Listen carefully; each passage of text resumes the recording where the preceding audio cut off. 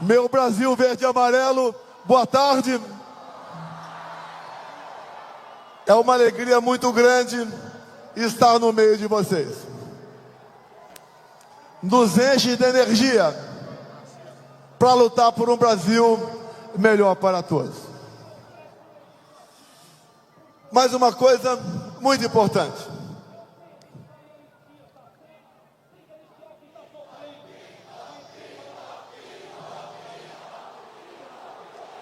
Uma coisa muito importante.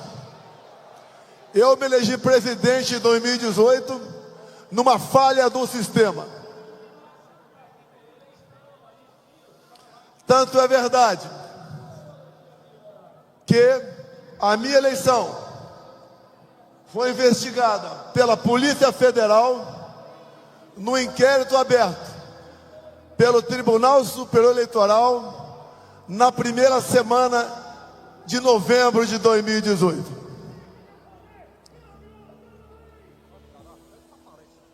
Se for possível parar esse som, a gente agradece. Ou então peço para alguém sabotar. Arranca o cabo da bateria desse carro. Se esse picareta quer fazer um evento, anuncie, convoque o povo e faça. Não atrapalhe pessoas que estão lutando por algo muito sério em nosso país. Dizer a vocês, uma falha do sistema. O inquérito foi aberto a pedido da então presidente do Tribunal Superior Eleitoral. Inquérito 1361 de 2018 da Polícia Federal. O inquérito relâmpago, porque eles queriam me rotular de fraudador para dar posse a Fernando Haddad. Não conseguiram, mas dentro desse inquérito está a verdade que nos liberta, essa verdade tão temida pelo sistema. Mas acreditem,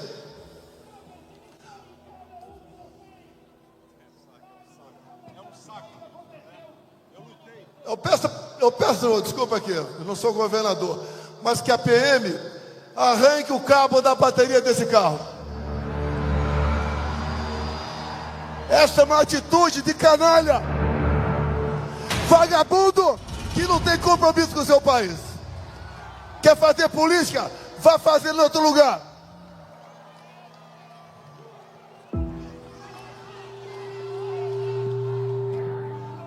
Vamos continuar. Então logo eu me reuni com embaixadores em meados de 2022, o então presidente do TSE, ministro, ministro Alexandre de Moraes, pegou esse inquérito que era ostensivo e o transformou em confidencial, ou seja, o primeiro inquérito secreto de verdade. E ao transformar esse inquérito em secreto, ninguém mais teve acesso a ele. Eu tive acesso. Mas se eu falar sobre ele aqui, estaria cometendo um crime. E é isso que o Alexandre de Moraes quer, que eu cometa um crime, para dar-lhe alguma razão. O que está lá dentro, prezados profissionais da imprensa brasileira, está toda a verdade de como funciona o TSE. É inacreditável o que está lá. E tudo isso que acontece hoje em dia é em função desse inquérito. E o que acontece? Uma prova ou outra, fora dos autos. Nós, por qualquer lugar do Brasil que venhamos a passar, uma multidão nos acompanha. O outro lado, que ganhou as eleições, ninguém o acompanha. Em qualquer lugar do Brasil que eu vá, do sul ao nordeste, do sudeste ao centro-oeste, ou a região norte, o povo nos trata muito bem.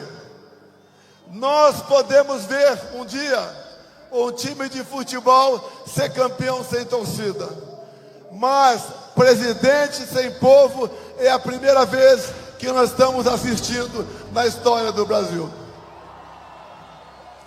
Falaram que eu deveria passar faixa para aquele cara. Eu não passo a faixa para ladrão.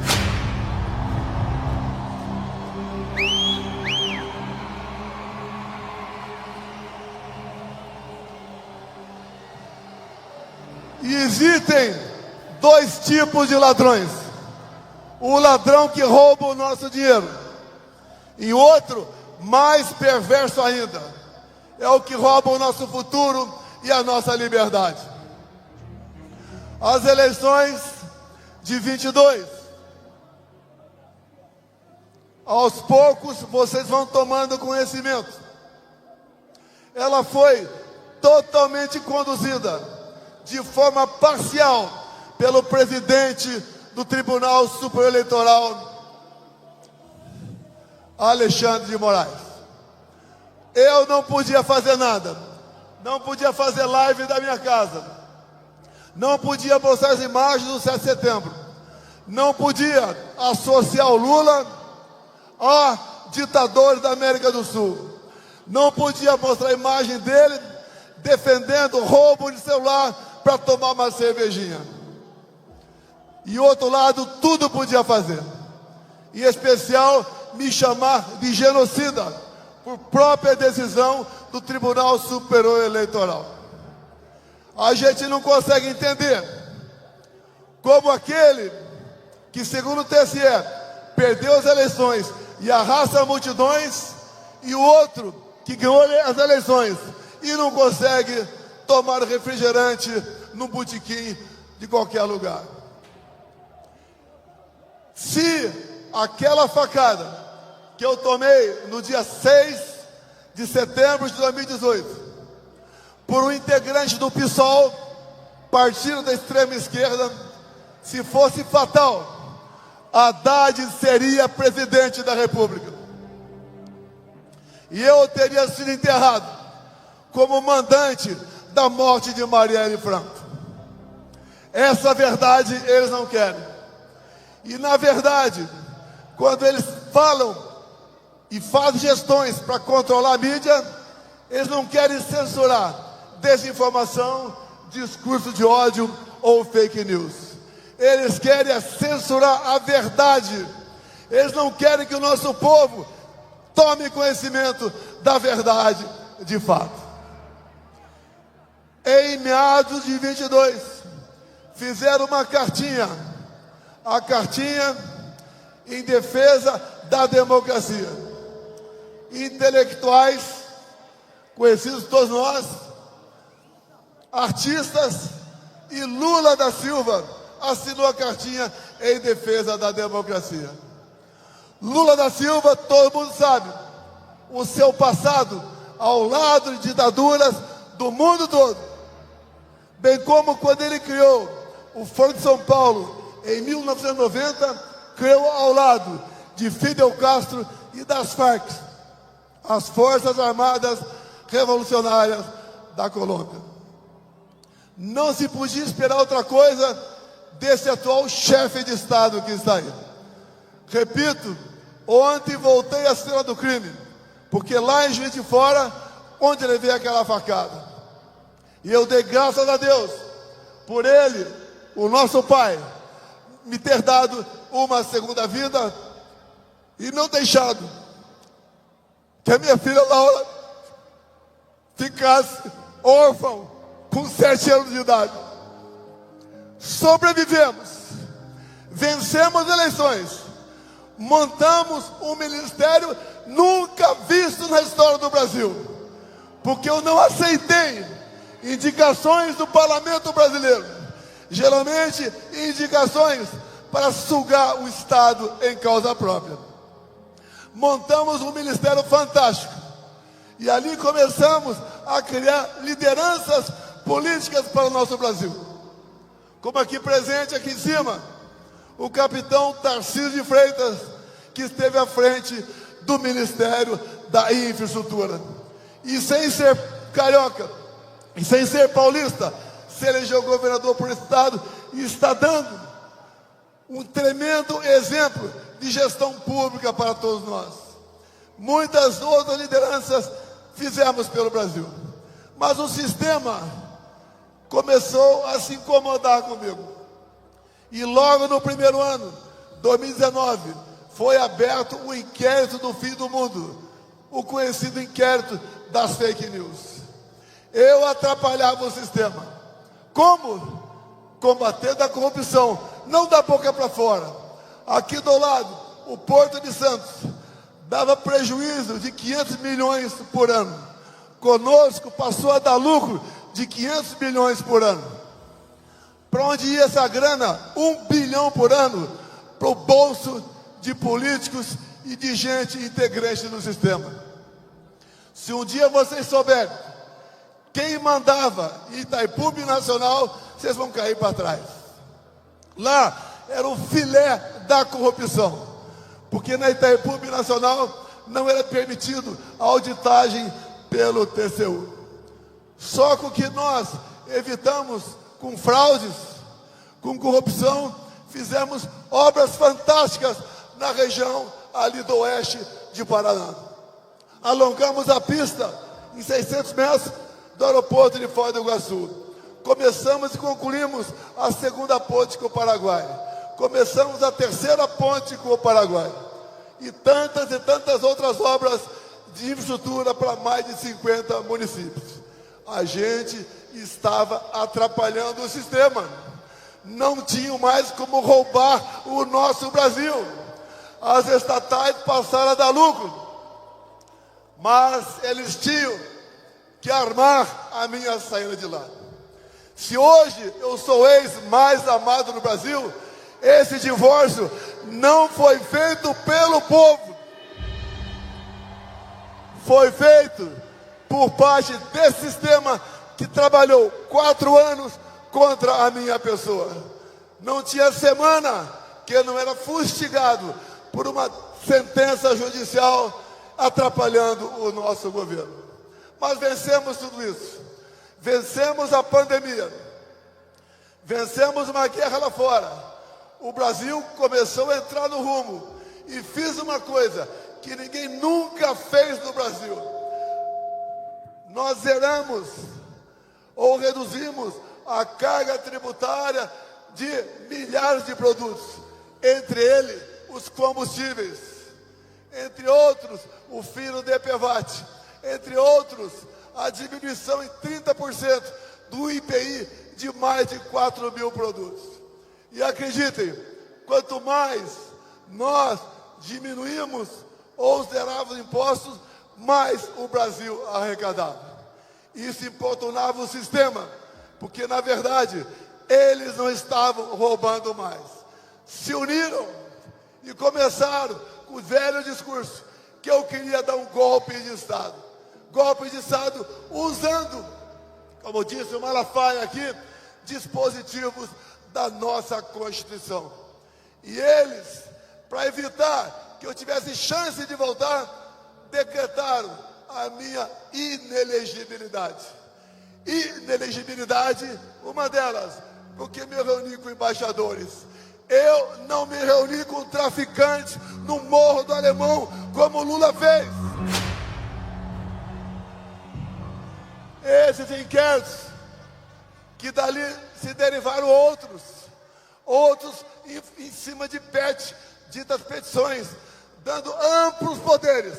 Alexandre de Moraes escolheu seus alvos, como escolheu meu filho Eduardo Bolsonaro. Isso ratificado nos áudios vazados da operação agora conhecida como Lava Toga. Eles tinham que me destruir, porque eles achavam que agindo dessa maneira me fariam, em dado momento, mudar de lado. Eu jamais estaria do lado deles. Preferi o lado mais difícil, o lado do povo brasileiro, porque isso me dá tranquilidade, me dá paz para dormir e me faz orgulhar daquilo que eu fiz no passado. E se vocês hoje estão aqui, é porque vocês corroboram com o que eu estou falando. Passamos momentos difíceis, cada vez mais, com aquela armação do 8 de janeiro. Quis Deus que eu me ausentasse do país no dia 30 de dezembro. Algo ia acontecer. Eu tinha esse pressentimento, mas não sabia que seria aquilo. Foi um ato, sim, como disse o então ministro do Supremo Tribunal Federal, Nelson Jobim. Segundo ele, aquilo foi uma catarse, ou seja, o momento onde a população se prendeu. E aquilo jamais foi um golpe de Estado. E nós estamos vendo pessoas ainda a serem julgadas e condenadas como integrantes de um grupo armado que visava mudar o nosso Estado democrático de direito. E eu lamento por essas pessoas presas, mais de uma centena. Jovens mães, idosos, idosas, chefe de família. Hoje nós temos órfãos de pais vivos no Brasil. Essas condenações do 8 de janeiro, nós temos que, através de uma anistia, beneficiar essas pessoas que foram injustamente condenadas. Aqui no carro agora está o deputado federal, que é o relator da anistia da Comissão de Constituição e Justiça na Câmara. Dizer a vocês que nós seremos vitoriosos lá, nós daremos essa anistia, porque só assim nós podemos começar a sonhar com a pacificação do nosso país. No mais, quanto à minha inelegibilidade, eu tenho certeza, essas duas acusações estapafúrdias, sem razão, sem materialidade, será mais cedo ou mais tarde conseguida por trabalho dentro do Congresso Nacional. Quem tem que escolher os seus futuros chefes é o povo brasileiro, e não um ou outro ministro que temporariamente esteja à frente do Tribunal Superior Eleitoral. Dizer a vocês que nós devemos acreditar no Brasil. Nós não podemos desistir do nosso Brasil. Nós temos, sim, já que sentimos o gosto de uma boa administração, sem corrupção e voltada para o interesse do povo entre 19 e 22. Dizer a vocês que dependemos, sim, e agradecemos a participação externa de algumas pessoas, como Schallenberg, que está aqui presente no carro conosco. Tenho certeza que as eleições de novembro desse ano, nos Estados Unidos, fazendo com que o Trump volte ao poder, será um recado para tiranetes, para ditadores de todo o mundo, em especial para o nosso Brasil.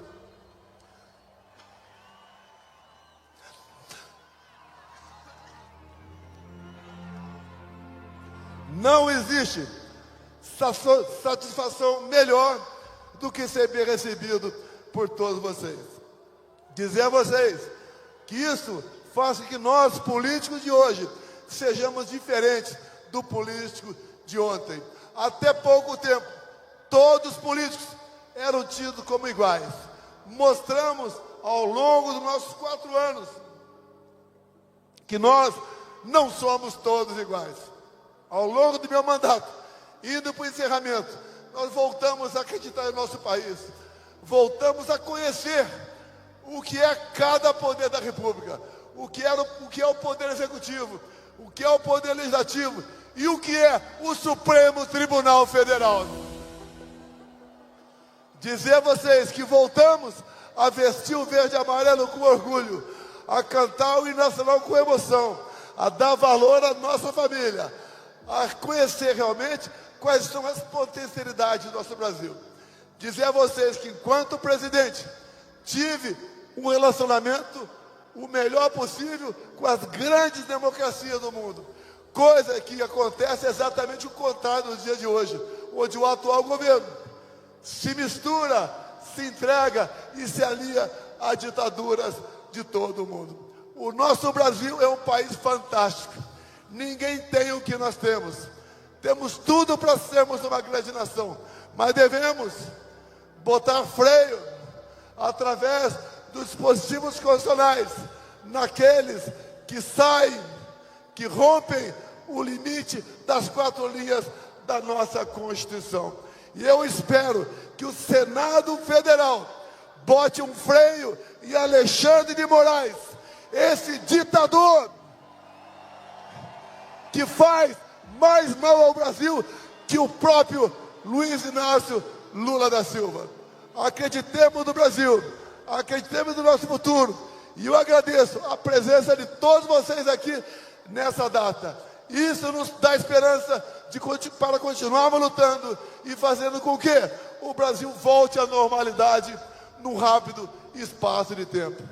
A todos da Paulista, de São Paulo e do Brasil, meu muito obrigado a todos vocês. Momentos como este são ímpares em nossa vida. Obrigado, Malafaia, Tarcísio, Schallenberg. Obrigado, Nicolas. Obrigado, Gaia, Magno Malta, Eduardo Bolsonaro. Muito obrigado a todos vocês. O Brasil é nosso. O Brasil será livre. Brasil acima de tudo. Brasil acima de tudo.